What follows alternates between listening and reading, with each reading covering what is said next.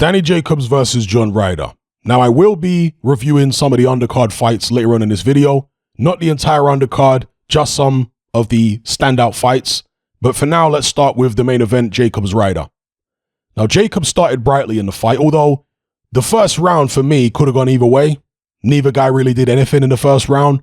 And judges are instructed not to score even rounds. And I'll show you guys my scorecard later on in the video. And because of that, I tend not to score even rounds either. So for me, could have gone either way if you gave it to Jacobs or whether you gave it to Ryder. I've got no problem either way. So after the first round, I gave Jacobs several rounds in a row. I thought Jacobs was controlling the action, and it's not like he was winning the rounds by a big margin. It's just that John Ryder was doing so little. Danny Jacobs didn't have to do much in order to win the round. I thought he was the slicker fighter. I thought he was the quicker fighter. He's more rangy, obviously. I thought he was crafty, and he was bamboozling John Ryder, to be quite honest. Ryder was really very inactive in the first half of the fight. Wasn't throwing much, wasn't doing much. And I guess he was perhaps wary of the power of Danny Jacobs, which never really surfaced in the end in this fight. Danny Jacobs has always been known as a guy that has good punching power, and John Ryder's been stopped in the past, of course, by Nick Blackwell. But Jacobs' power never really surfaced in this fight. I never noticed him hurt John Ryder, at least not, like I say, perceptibly. He never seemed to hurt him or put any damage on him, etc. But like I say, he was out slicking him in the first half of the fight. There was a change in the second half of the fight. John Ryder became more aggressive. He was able to close the distance down better and start doing damage. I'm not sure exactly why we saw that change, whether it was because Ryder's corner told him to put his foot on the gas, or whether it was because he noticed Danny Jacobs was tiring in the fight. Whether he noticed his punches didn't have the same snap, the same power on them as they did earlier on, I'm not sure. Maybe it was a combination of the two. But whatever the case may be, John Ryder started becoming more aggressive in the second half of the fight and finally started picking up some rounds. I think it was maybe the 9th and the 10th round or the 8th and the 9th round where John Ryder had two big rounds in succession. In the latter of the rounds, he appeared to hurt Danny Jacobs. When he had him on the ropes and he was letting go a bunch of big shots, uppercuts and what have you, Jacobs went back to his corner and he appeared to be buzzed. He appeared to be staggered. This late rally by John Ryder, didn't carry all the way to the end of the fight because I did give Danny Jacobs at least, again, I can't remember my own scorecard off the top of my head, but you guys will see it on screen. I did give Danny Jacobs a couple of the final rounds. So anyway, we get to the final bell of what was a boring fight through the first half. The second half of the fight, it was somewhat interesting. We get to the final bell. Scorecards are read out. It's a split decision. When John Ryder was announced as the winner, I felt a little uncomfortable. And I'm sure some of you felt the same way. I felt a bit uncomfortable, a bit uneasy, maybe even a bit embarrassed because I don't like when foreign fighters, particularly big names, or well, anyone really, but when it's a big name, it's more damaging. Okay? If a big name comes over here and gets jobbed on the scorecards, it's more damaging.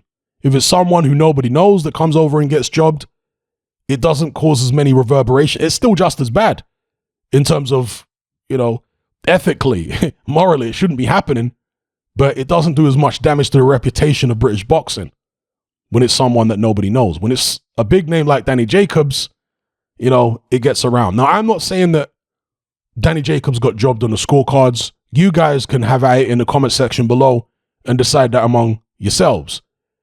But on first viewing, watching it live, I felt uncomfortable. I didn't jump out of my seat and scream robbery. I felt uncomfortable. Okay?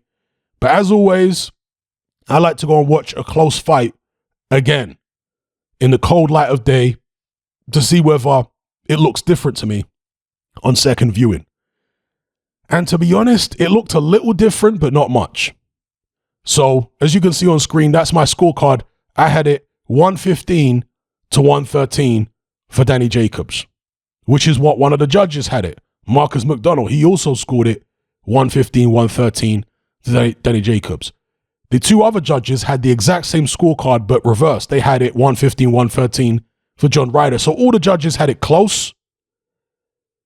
did John Ryder win, what was it, 7-5 to have it 115, 113? Did he win 7 rounds in this fight? You guys let me know what you think in the comments. Again, what I will say is the first half of the fight, there were several rounds there which there was really nothing happening. And because of that, because there were rounds which are open to interpretation, you can maybe, I'd like to see the judges' scorecards actually to see what round they gave to who.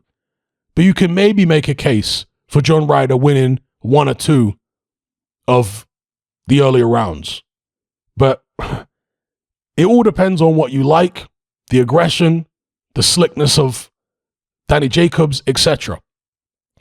But after watching the fight a second time, I still have the impression that Danny Jacobs should have won that. He should have got the decision, should have got the nod from the judges. I'm not going to call it a robbery. Nobody got beat up here.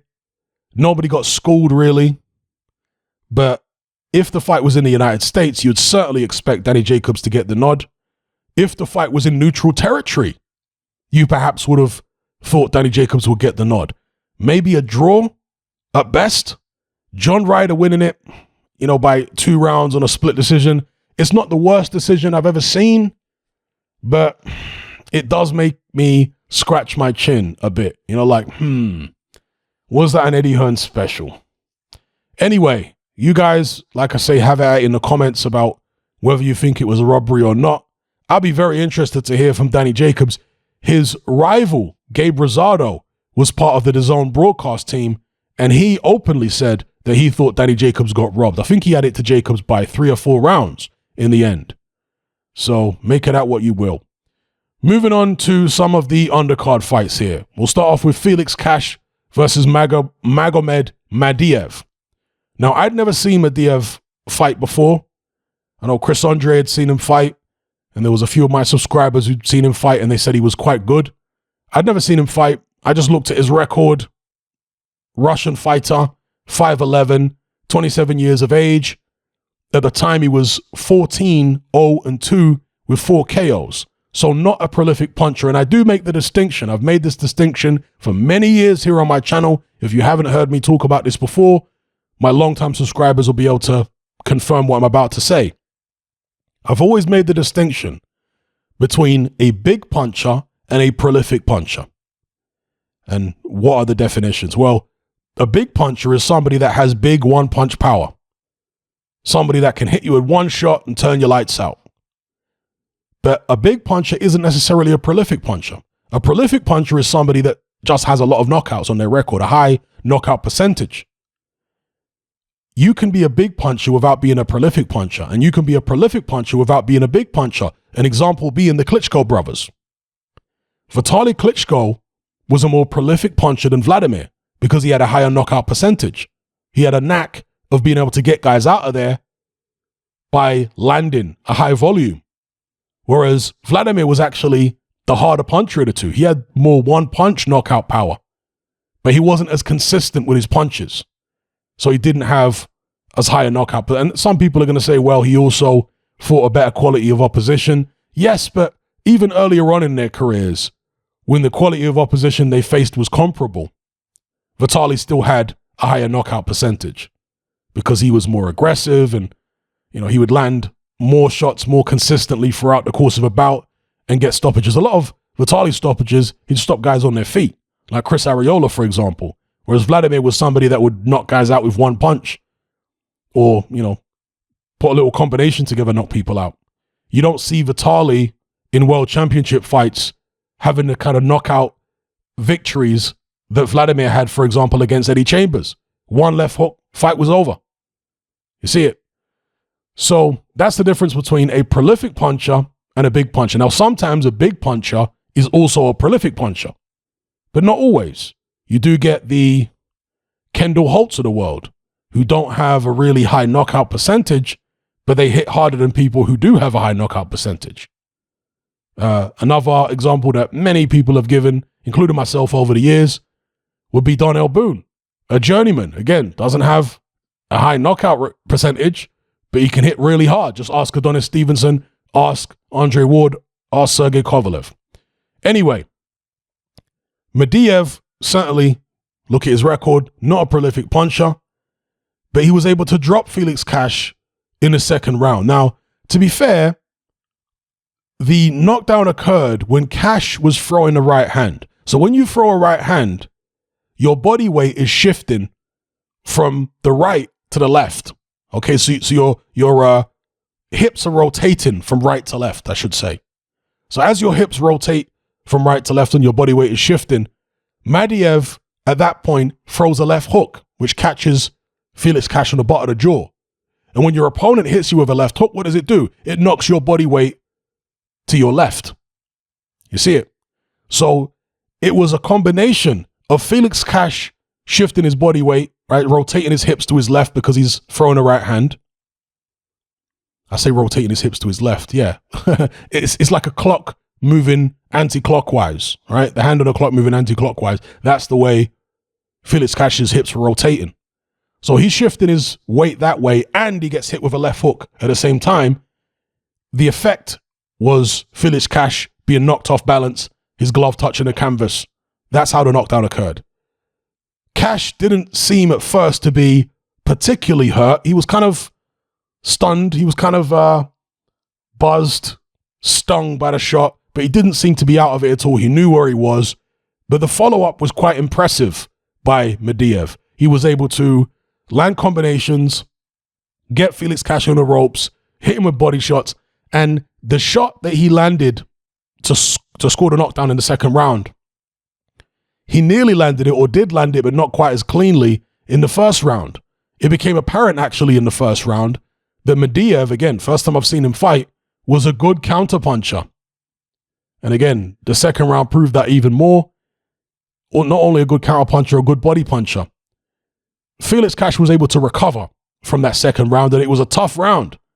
And if it had been the other way, where Cash had Madiev in the position where he was up against the ropes and wasn't punching back, you wouldn't have been surprised to see a matchroom stoppage where the referee jumps in and says no more, right? It wouldn't have been right to stop it at that point, in my view, particularly early on between two unbeaten fighters. But nevertheless, you wouldn't have been surprised to see that happen had it been the other way around. In this case, Felix Cash, the home fighter, the matchroom fighter, was allowed to continue despite not punching back. He was holding on. He knew where he was. He had his wits about him. He wasn't out of it at all. And he actually did quite well, both in the first round and in the 10th round later on in the bout when he also got dropped, to weather the storm. Now, between the first and the 10th, Felix Cash, for the most part, outboxed Madiev. He got on the end of a jab. He didn't engage with Madiev as much because when you engage with Madiev, of course, you give him the opportunity to counter. Cash, the taller, rangier fighter, chose not to give him that opportunity.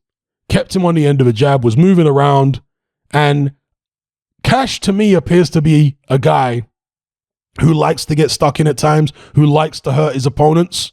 So it's almost as if he was a bit frustrated at having to box a relatively negative fight when he really wanted to get in there and perhaps get revenge over this guy, drop him as revenge for being dropped himself earlier on. So that's an interesting part of Cash's psychological makeup. But like I said, the boxing, the long range stuff was working.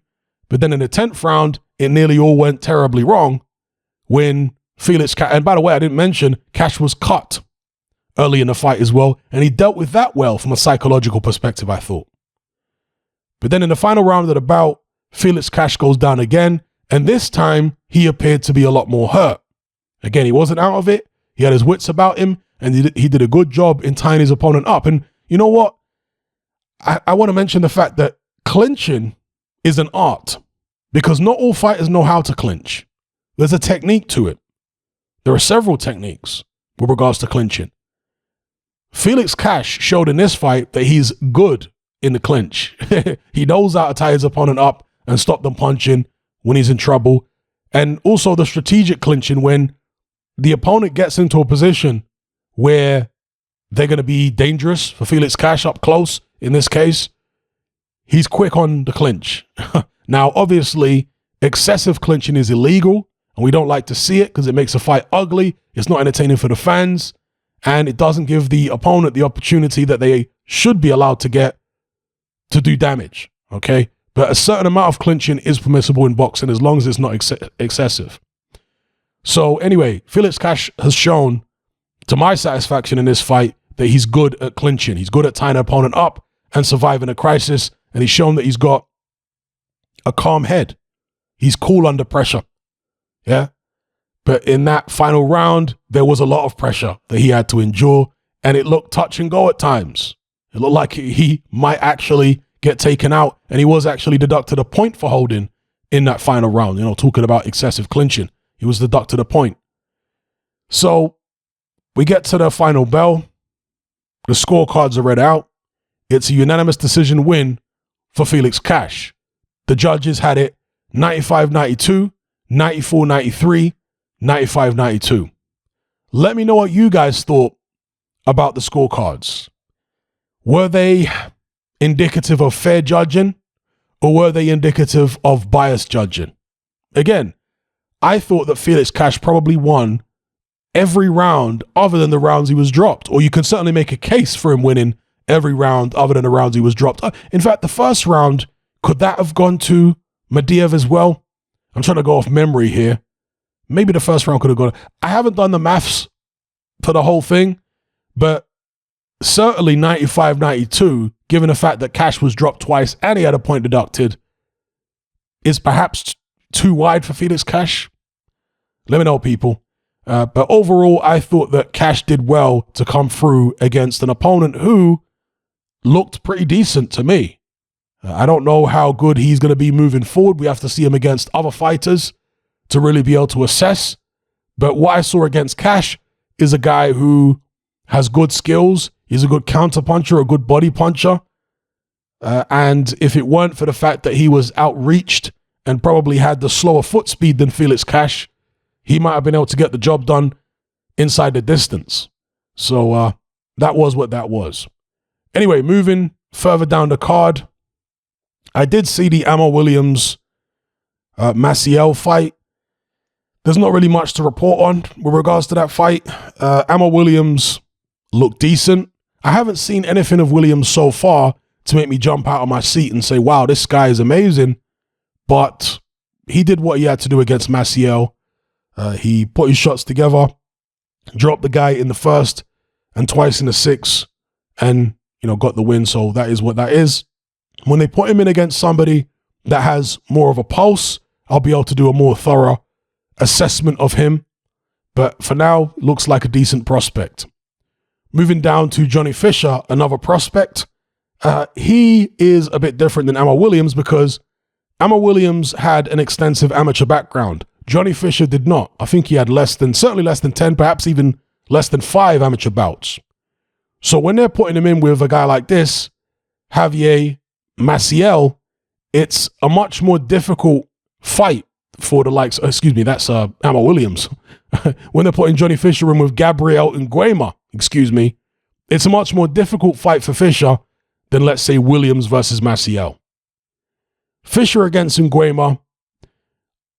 Fisher looks very raw, very novice-y, but he does have natural attributes to work with there. He's a big guy, obviously, powerfully built. He's got some degree of athleticism. He's got good hand speed. If you ever see him on the pads, he puts his punches together quite fast for a guy of that size and build and what have you. So there's stuff to work with there, but at the moment, very, very novice-y. And I was talking to several people in one of my Discord servers at the time about his guard. His guard looks novice-y. When he puts his guard up, it's so wide, you could fit an 18-wheeler through that guard, sideways. That's how wide it is. So he's going to need to tighten it up, and I'm sure Mark Tibbs will be working on stuff like that with him. He lacks the subtleties that a fighter with an extensive amateur background would have at this point. Obviously, there are exceptions with the likes of, but Joe Joyce has subtleties too, and we saw them in the Daniel Dubois fight. But, you know, he looks more clunky than a guy with his degree of amateur experience. Joe Joyce I'm talking about now. With regards to Johnny Fisher, he looks like a guy that only had, whatever it was, less than 10 amateur bouts, and so far he's, 5 professional bouts after this Nguema fight. Nguema, you could tell, was more experienced. The way he was easily able to deflect Johnny Fisher's right hands. And Johnny Fisher's right hands were way off the mark for the most part. A lot of that, I think, comes down to anxiousness, because he was anxious in the fight. And Nguema's defense and Nguema's calmness, I think, was unnerving Johnny Fisher. Because when you're in there with a guy who's got loads of experience, he's not fazed by your size and strength. Do you know what I mean? And when he's not fazed by your size and strength and clearly not intimidated, and he's going to punch you back, that's when a young novice fighter can start to get anxious and what have you. And I think that's what Johnny Fisher experienced. So once he started feeling anxious like that, I think Mark Tibbs told him, get on your bike, move around a bit. Yeah, use that athleticism, use that youthful energy that you have to actually diffuse the situation, because you're getting anxious with the fact that you can't bomb this guy out the way you bomb out other opponents. Well, let's do what we worked on in the gym. Relax, move around a bit, pop a jab, use some of that athleticism, and then you're going to feel more comfortable about the situation. And that's what Johnny Fisher, and to be fair as well, another thing that made Johnny Fisher anxious in the fight was the fact he got cut. But these experiences are going to serve Johnny Fisher very well down the line. The fact that it's only his, whether it was 5th professional bout, and he gets cut against the guy who's much more experienced with 21 fights. I'm sure far more amateur bouts and what have you, been the distance with Oscar Rivas. When you get cut against a guy like that, and you actually manage to make an adjustment where going forward is not working, so you think, okay, let me move around, and you're cut at the same time, that's going to stand him in good stead psychologically moving forward in his career. So Johnny Fisher did what he had to do, won the fight on the scorecards. Do you think he won the fight in reality? I'd like to hear from anybody who thought that Nguema actually deserved the decision. It was only a 4-rounder, of course. But in terms of development, I thought it was a good experience for Johnny Fisher. Again, he's got a lot of fans from Essex and various other places. That puts a lot of pressure on somebody that's inexperienced, along with the cut, along with the highly experienced opponent who wasn't intimidated. So, yeah, it was what it was. Let's see how far Johnny Fisher can go. They obviously need to move him slowly. They don't need to throw him in there with anybody who's going to be able to do him any serious damage at this stage, because he is so inexperienced. Let's see what happens. Anyway, that's my take on this Daniel Jacobs, John Ryder boxing show from Ali Pali in North London. Let me know your take in the comments below, how you had these fights scored. Jacobs, Ryder, Cash, Madiev, and even Fisher versus Nguema. And if anybody does want to speak more about Amma Williams, go ahead and have at it in the comments, all right? I'll catch you guys in the next one. I'm out.